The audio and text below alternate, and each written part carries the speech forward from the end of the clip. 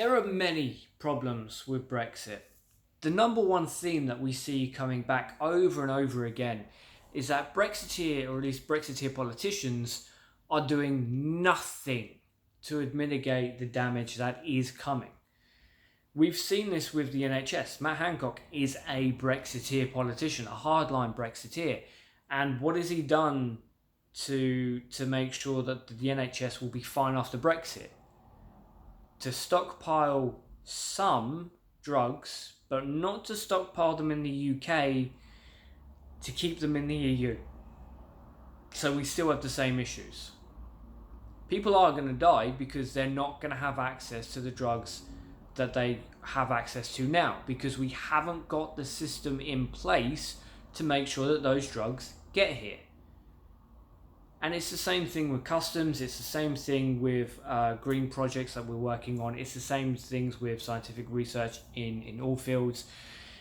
It goes on and on and on like this, and I've talked about it before in this channel, others have talked about it on their channel, but this one I want to bring up is because of this new government we have, led by the incompetent moron Donald Trump, Boris Johnson, the English version. The Home Secretary, the head of the Home Office, Piri Patel. This is reported in the Independent. I'll link it down below. Free movement for EU citizens will end on day one of a no-deal Brexit under new Home Office plans, despite warnings of chaos and of people trapped in legal limbo. Piri Patel, the new hardline Home Secretary, is pressing for border restrictions, to be imposed immediately on the 31st of October, even though no replacement system is ready. Previously, ministers had intended to delay scrapping free movement until rules are in place, with a bill stuck in Commons and fierce rows over what those rules should actually be. It goes on to say the Lib Dems have condemned the acceleration as brutal, warning it exposes Mrs. Patel as being completely detached from reality. That's fucking saying something. And organisations representing more than 3 million EU citizens in the UK, quote, "This will open the door to discrimination. There are no systems in place." Look, I'll link this down below and have a read of it. The issue is, now even at this point, if you're still a Brexiteer, I don't know why, but if you still are a Brexiteer, you have to accept the fact that there are EU nationals who are working in our schools. There are EU nationals who are teachers, who work in social care, who work in the NHS. By the way, all these jobs are less than 30,000 a year, so the government doesn't class them as skilled employment, so they're fucked. But you have EU nationals who work in factories and on farms and in shops. They are a backbone of this country. Now, whether you like the way that this country has gone or not, that is the simple reality of it.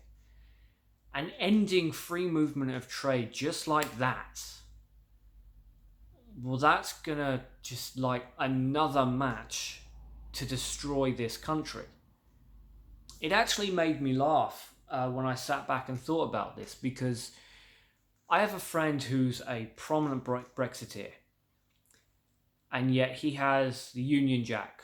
He has tea towels with the Union flag all over the place. He has Queen's face on a mug.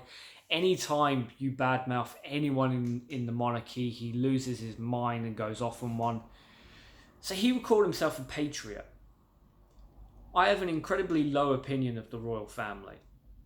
I do not hold one country above any other country because it's still dirt. It doesn't matter that I was born here.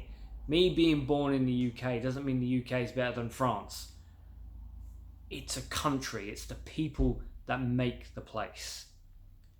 So I don't count myself as patriotic, just as a person. And yet, because of Brexit, I am now more patriotic than the guy who claims to love this country. Because I don't want to see this country burn. And Brexit is a way of making that happen. The fact that we don't have systems in place, and we've had 3 years with prominent Brexiteer politicians being in prominent positions to actually make these systems, is absurd. But that's where we are. We don't have politicians who actually want to serve this country. Boris Johnson doesn't care about the UK. Piri Patel is a racist and a disgusting human being. She doesn't care that your children are about to lose some of their teachers and that those gaps aren't going to be replaced. Matt Hancock doesn't care that nurses are going to get kicked out of this country and they're not being replaced. David Davis doesn't care that the politicians that actually set up trade deals don't exist, because we've been quite happy for the EU to set up some of the best trade deals on the planet and we just take all the credit for it. Yet these are all things that we needed to focus on. Remainers like myself have been saying from the get-go, this is the issue. Is it going to get resolved? Brexiteers have screamed out, fake news, Project Fear, why don't you have passion for the country? But they've not actually done anything to resolve the issue.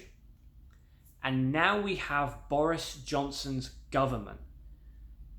The government that is so anti-UK, so anti-English and anti-British on every single level that they won't just light a match. They'll punch you in the face as they're burning down your home, and then the audacity of these scumbags is to turn around and say, well, it's the EU's fault because they wouldn't talk to us. It's not the EU who have been refusing to have meetings. It's been Boris Johnson. It's been this government. This incompetent, pathetic excuse of human beings that are actively seeking to destroy this country. Now, there are a few reasons why you could have voted to leave the EU. But is this really what you wanted? Education is fucked. The NHS is fucked. The police, fire and rescue, green projects, scientific research done across the board, social care. Every aspect of the British way of life. For what? So that the wealthy elite can avoid paying their fair share of tax. And at the end of it, the blame game has already started. They've already started blaming the EU for their incompetency. Unfortunately, a lot of Brexiteers believe them.